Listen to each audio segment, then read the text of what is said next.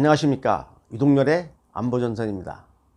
오늘은 지난 5월 3일 북한이 아군 지피를 향해서 총격을 가했습니다. 이에 대해서 좀 말씀을 드리겠습니다. 여러분, 5월 1일 이 김정은이 드디어 모습을 드러냈습니다. 4월 15일 그 김일성 생일 행사에 참석을 안 한 바로 이 김정은이 이제 그동안의 그 각종 사망설, 중퇴설을 다 불식시키는 공개활동을 재개했습니다. 그런데 공개활동을 재개하고 바로 보여준 게 뭐냐?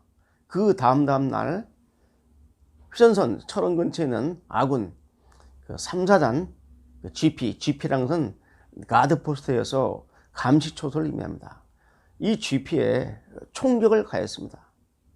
그래서 우리 측에서도 경고방송을 하고 2차례 대응사격을 했다고 알려지고 있습니다. 자, 그런데 재미난 게 있습니다. 북한의 사격도 문제지만은 우리 정부의 대응입니다. 우리 정부가 우발적인 행동으로 이렇게 미리 단정지어서 발표를 해버렸습니다.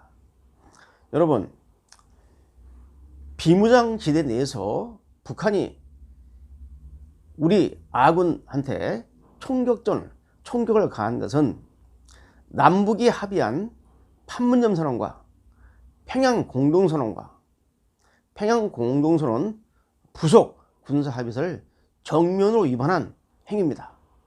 자, 그렇다면 이에 대해서 강력히 항의하고 책임자 처벌 및 재발 방지를 요구해야 되는데 우리 정부가 애들러 가지고 북한의 의도에 대해서 우발적인 것으로 이렇게 소위 그 북한의 각종 합의를 위반한 사항에 대해서 면죄부를 주는 이런 발언을 했습니다.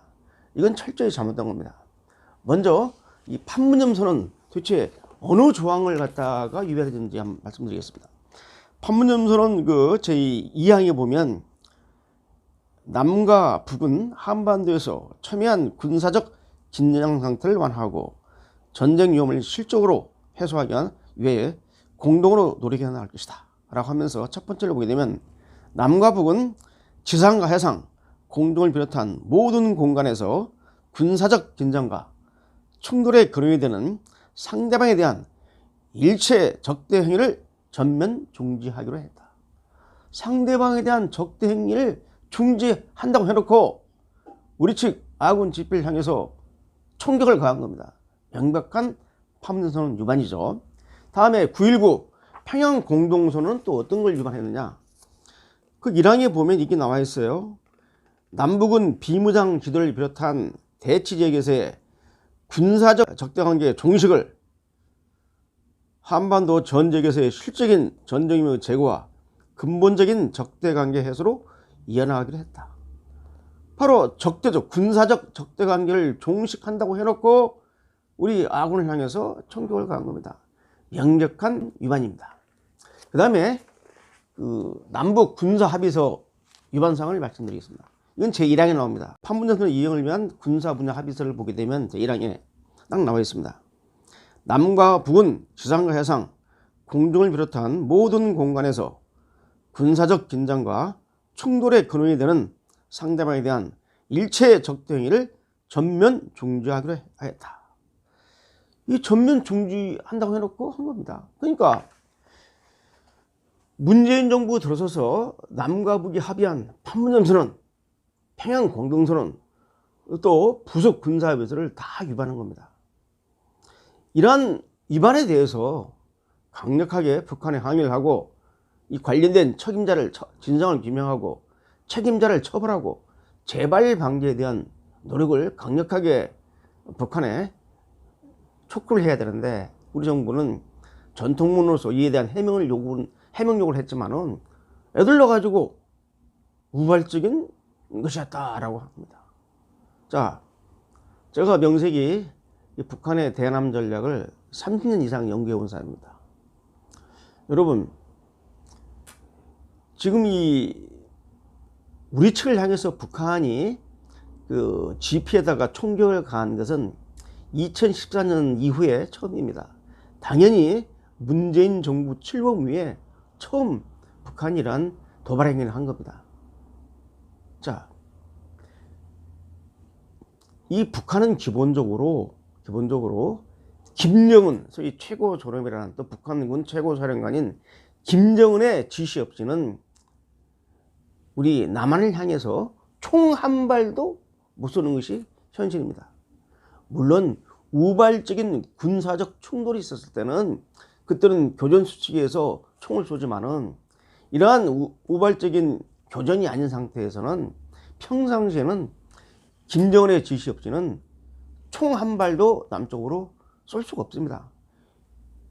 이런 걸 하다가는 바로 최고사령관 김정은에 대한 도전으로 간주가 돼가지고 관할 사군단이라든지 지금 관할 북한의 군단이라든지 지역 사단장 아주 줄줄이 난리가 납니다. 전혀 있을 수 없습니다. 우발적인 총격이라뇨. 말이 안 되는 거죠. 우발적 쐈는데 어떻게 판문점 GP에 벽에 총탄이 날아옵니까? 지향사격 한 거죠. 자, 무슨 말이냐. 왜 문재인 정부는 왜 북한의 대변인이 되려고 하느냐. 북한이 잘못했으면 잘못했다고 지적을 하고 거기에 대한 책임도 지고 재발 방지하라고 강력히 요구해야지 건전한 남북관계가 또 이러한 우리 남북이 합의한 이러한 합의서들이 효력을 발휘하는 거 아니겠습니까? 뭐가 아쉽다고 김정은한테 면접을 주는 이는 우발적인 것이었다라고 합니까? 제대로 남북 군사관계라든지 또는 대남 전략을 연구한 전문가를 하면은 평상시에 이 최고 사령관의 명령 없이는 총 한 발도 남측에 날리지 못하는 게 북한의 현 실상입니다. 아무런 권한이 없습니다. 관할 군단장, 사단장, 이 전전적에 있는 이런 군부대, 북한 군부대는. 자, 이러한 상황을 갖다 우리가 도외시하는 이 문제를 지적합니다.